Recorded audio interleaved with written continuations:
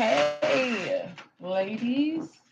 I'm always in this blind before I start. Good afternoon to you. Welcome to our masterclass. I'm super excited about this class today.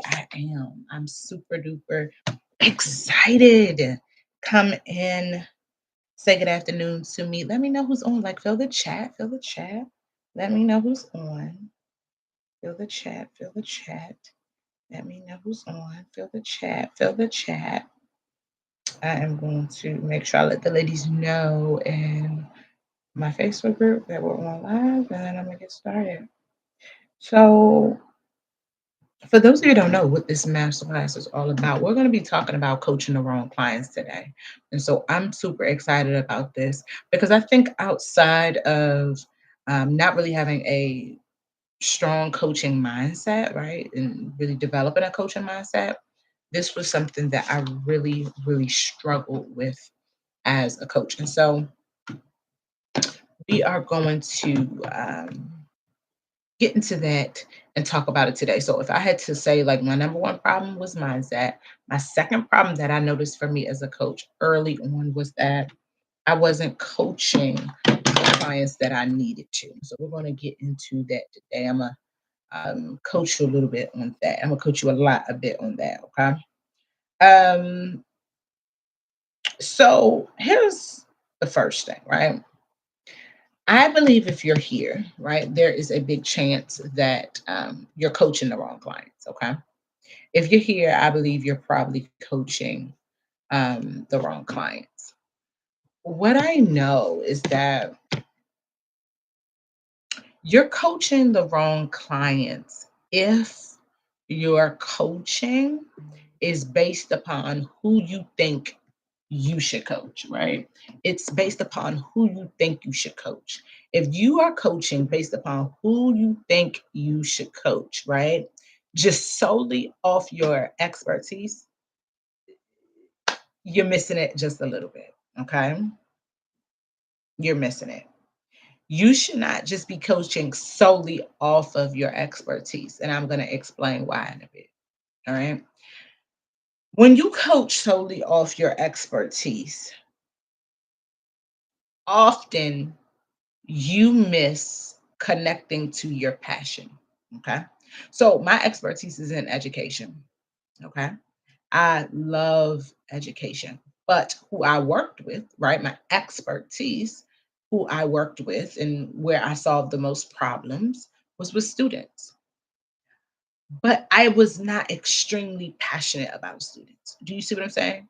One of the things that really brought me joy is working with their parents. Like I thrive giving um my parent, grandparent, right? Those who were raising other people's children, a copy of the teacher's manual with the answers like blacked, markered out, like permanent markered out, so that they could have a guide to help them when they go home to do their homework, right? Doing homework and you're like 60 years old, you have been out of school, you ain't been doing that type of math. I got joy with sending home a copy of my teacher's manual so that they will have a guide, not the answer, but a guide to how to help their grandchild, how to help their child with the answers. And so that was something that really brought me joy. It was a passion of mine, right? I love students, but I really was very passionate about helping parents. So that's something I want to mention to you as well, right? You're gonna hear me. My alarm keeps ringing.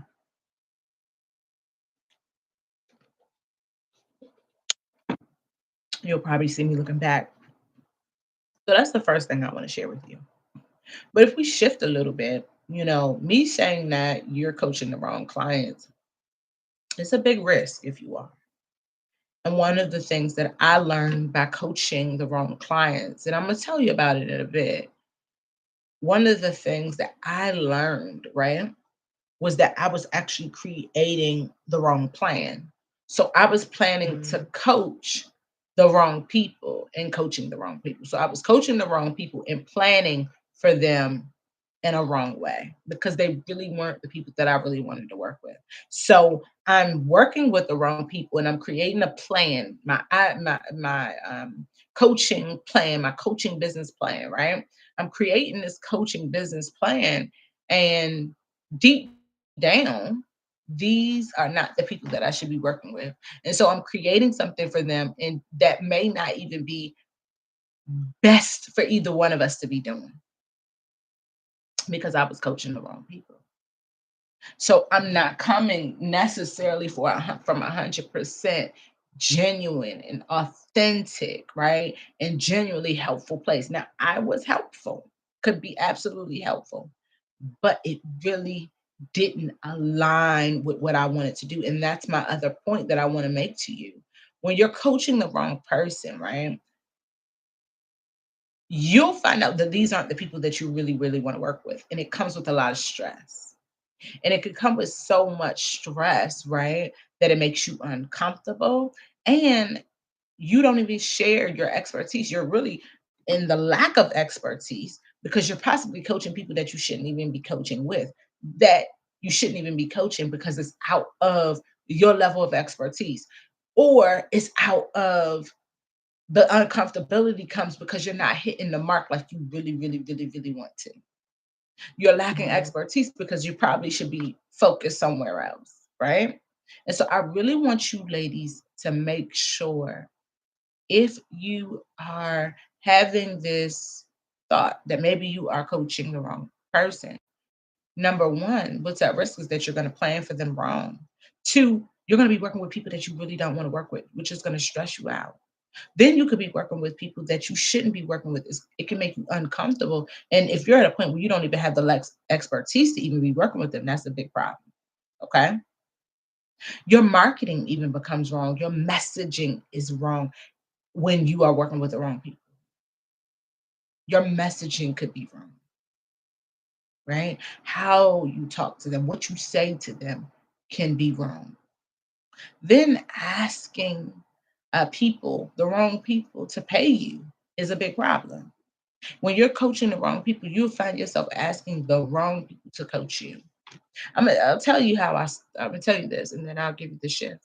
So when I first started coaching, um, when I first got my coaching certification, I was working with a certification program, and they walked me somewhat through what I needed to do. It was a guide, excuse me. I had like a template, I had like a packet, but I didn't have a lot of one-on-one support. So that was one of the errors that I often see sometimes with certification programs. I haven't taken them all, but what I know about the program that I took, it wasn't a lot of one-on-one support in the certification program. And then you don't even need it anyway, but that's not what we talk. But then on top of that, right? Um, on top of that, I got my certification as a coach. And I thought that who I was going to serve was going to be students because I had a background in education. But then I get a coach. I get someone to really like help me with business because certification sets you up to really coach, right? It could be great if you need to learn how to talk to people and really talk to them so that you can help them solve their problem. But in my program, it didn't necessarily set me up for business, right? Because I didn't even have the support, right? I didn't have the business coach, right? I didn't have that support where I could ask questions and really just, I'm just going off of a paper, filling in a blank, right? And so I got a coach. And one of the very first things that she told me was that I lacked a lot of confidence as a coach. And then, two, part of the reason I lacked confidence is because I was coaching the wrong clients, right? But, well, I was coaching the wrong clients. I was not working, and I'm about to give you the shift with who my ideal clients were. I was not working with who my ideal clients were.